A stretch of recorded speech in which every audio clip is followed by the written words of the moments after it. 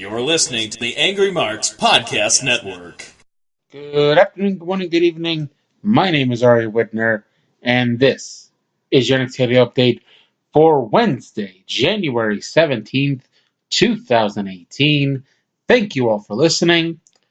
Newsworthy edition of NXT tonight, kicking off with Heavy Machinery, going 2-on-2 with Riddick Moss and Tino Sabatelli. Allegedly, one of Otis Dozovich's New Year's resolutions is to marry Mandy Rose. I wonder if Mandy is aware of this. I have no idea. Perhaps someone should ask her, see what her thoughts are on it. Anyway, this match was set up about a month ago when Sabatelli parked his Maserati in a spot that was not helpful to Heavy Machinery. Thankfully, we have well thought out, intelligent angles like this that aren't just completely batshit ridiculous. Anyway, Heavy Machinery took 6.5 minutes of this 7-minute match, running wild on Moss and Sabatelli. Sabatelli at one point used both a drop kick and a running crossbody to Dozovich. Unfortunately for him, neither of these worked, especially the crossbody as Dozovich caught him and dropped him. Tucker Knight at one point used a spinning front face lock on both of them. Heavy Machinery at one point paid tribute to both the Bushwhackers and Scotty 2 Hotty, which included Otis Dozovich. In case you've never seen this man, he is well over 300 pounds, and he carries it well on his lower half of his body. More middle to the lower half of his body. However, he did the worm. Yes, apparently anyone can do the worm. So everything was going good for Heavy Machinery until Riddick Moss used a schoolboy, put his feet on the ropes, and picked up the pin. So in that 7-minute match where they got 6.5 minutes of offense, Moss and Sabatelli only got 30 seconds of offense, but 3 seconds was all that was important. Let's see here. Up next, Undisputed Era cut a promo about their respective matches at TakeOver Philadelphia. Basically, they've made every takeover about them, and this will be no different. A video package aired showing what happened last week with Adam Cole and Aleister Black. This built up their Extreme Rules match at NXT TakeOver Philadelphia, and of course, they showed a bunch of famous ECW clips, including Sandman caning Dreamer, Taz and Bam Bam Bigelow going through the entrance ramp, and New Jack diving off the balcony. Up next, Roderick Strong versus Fabian Aichner. Aichner is bald and well put together, and I guarantee, there are people who are not huge NXT fans. They don't watch every week. They may only watch TakeOver, and saw this large, bald, well put together man coming out and thought it was Lars Sullivan. It was not. It was Fabian Aichner. Aichner is the guy who was in the Cruiserweight Classic, but gained 30 pounds of muscle since. Sullivan, however, is the guy that Strong is about to challenge after this match. Spoiler alert. So anyway, Aichner, even with 30 pounds of muscle, can still move. He did, however, almost drop Strong on top of his head with a power slam. Aichner slapped on an abdominal stretch, which always disappoints me because no one does the microtunda/microtundo grabbing of the ropes during the abdominal stretch. Aichner went for springboard clothesline, but Strong caught him, dropped him with a Uranage into a backbreaker, and picked up the submission win with the Strong hold. After the match, Strong said last week Lars Sullivan talked about how he has gone through everyone. Well, Lars is a force that Strong wants to destroy. TM61 is coming back, folks. You might recall last year the former TMDK were on NXT for about 3, 4, 5 months, but then one of them got injured right before they were about to start feuding with the Revival, and they haven't been seen in a year because apparently you can't just use one of them. Like when when one of the Usos got injured and the other one was off TV for 6 months. You can't just have one of them on and doing stuff. It's either both or neither. And anyway, We had one of those really good NXT video packages. They've done it for Roderick Strong. They did it for Finn Balor once upon a time. Where they basically trace back these people to their beginnings and tell their life stories. They talked about them being in wrestling school together, which helped them become closer friends, ultimately making it to WWE together. We saw footage of them training with Harley Race. We saw footage of them trying out at the Performance Center. They showed them winning the GHC Junior Tag Team titles in Japan. And next week we were promised is part 2. A really good video package. I'm sure WWE's going to put it up on their YouTube page. You owe it yourself to go check it out. Even if you don't give two craps about TM61, these video packages are always very well put together, and it's well worth going out to see. There have been about a half dozen times the past 2 years where I've asked myself, whatever happened to Aaliyah? And the very next week, she's on TV. Much like what happened here. Last week I wondered what the heck happened to Aaliyah, and this week she's here to take on Lacey Evans. Hunter is apparently reading my mind and booking the show based off of it. So if you have any suggestions for what you'd like to see on NXT, because Hunter apparently reads my mind, tweet them to me, and I'll see if Hunter can read them through my brain. So Lacey, I don't believe, has been on TV since being in the Mae Young Classic, and allegedly her parents named all their daughters Stacy, Tracy, Lacey, and Macy. Macy, by the way, to make things more confusing, Macy is Lacey's real name. So I assume she does have a sister named Lacey. So the story of young Aaliyah sure is a weird one.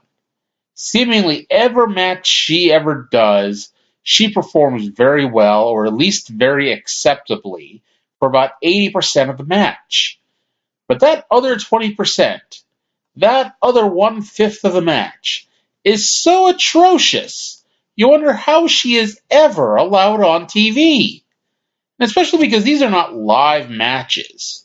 They've never even dared to put her on a takeover. So, I'd like to imagine they edit it to take out the worst of it. They used to do that for Eva Marie, where, they took out the absolute dirt worst, so she didn't look quite as bad on TV. So if we're imagining they take out the absolute dirt worst things that Aaliyah ever does, what we see is the best of it. They did try to get around Aaliyah being horrible by having Lacey take the majority of the match. However, Aaliyah had to do something, so we got her at one point falling on her ass when she was supposed to land on her feet. We got her throwing strikes that missed by 3 feet that Lacey had to sell. And Lacey got tired of these shenanigans and literally won with a punch to the face. Not sure if she meant to, but she appeared to really connect with it. After the match, Lacey cut a promo asking how could Mr. Regal allow the lowest forms of trash in the NXT women's division. It's time for a proper, sophisticated lady to clean house. She's going to start with the classless psychos like Nikki Cross and Ember Moon, or the pathetic pirate princess Kairi Sane. She appeared like she was going to keep going and naming people, when all of a sudden the last person you'd want to be naming stood behind her, Shayna Baszler. Shayna's presence caused Lacey to shut up and leave, which was a very smart idea of Lacey, as Shayna walked out to the ring and put a choke on poor little Aaliyah. The referee could not break it. Ember Moon did make the save because she's a good person. However, she showed what kind of a person she was by waiting until they hit her music before she could run out to make the save. Ember dared Shayna to bully her right here, right now. Shayna yelled that she didn't have her gear on, but would do it for Ember's title. Ember told her to name the place and the date, and told her not to forget to bring her gear, because Ember's going to kick her ass. Baszler yelled back to bring the title to Philadelphia for TakeOver. After commercial, Mr. Regal acquiesced to Ember Moon's request and made those two a match at TakeOver Philadelphia. Zelina Vega walked in, who said everyone knows Johnny Gargano has zero chance of winning a TakeOver. She said Velveteen Dream deserves it more, and Gargano should put his title shot on the line in their upcoming match next week. Mr. Eagle said no, and Zelina said Gargano is a loser and a sham. Speaking of people who haven't been on the show in forever, No Way Jose is coming back. He'll be on the show next week. I don't believe he's been on the show since Lars Sullivan killed him to death. Johnny Gargano came out next for a promo. He said he just saw Zelina Vega talking to William Regal. He knows that everyone is talking about him behind his back. He shouted that he's done being doubted. He's done of people doubting his abilities to beat Andrade Cien Almas. He is not a broken man. He is not a loser. He is not a fluke. But this is his time. This is his opportunity. And no one is going to stop him. He agreed to put his title shot on the line against Velveteen Dream next week. And for the first time in a long time, he knows who he is. He is Johnny freaking Wrestling. And he is the next NXT champion. We are reminded that Undisputed Era destroyed Sanity last week before having to defend the Tag Team Championship against them. In theory, this should lead to another Sanity title match, but instead they are not in the TakeOver title picture. But we found out next who would be in a number one contenders match as the undefeated Street Profits, or at least undefeated since they started getting pushed, went 2-on-2 with the former NXT Tag Team Champions, the Authors of Pain.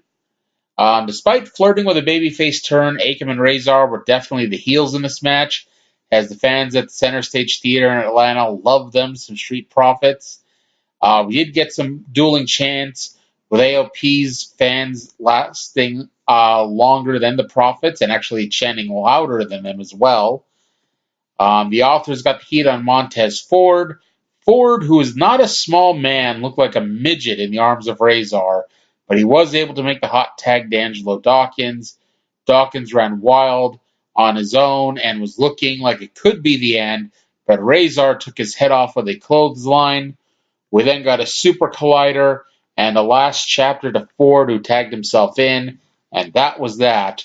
So in 10 days, the Authors of Pain will attempt to become the second two-time NXT Tag Team Champions when they challenge Bobby Fish and Kyle O'Reilly at NXT TakeOver Philadelphia. Fans weren't thrilled because they liked the Street Profits, but they didn't revolt either.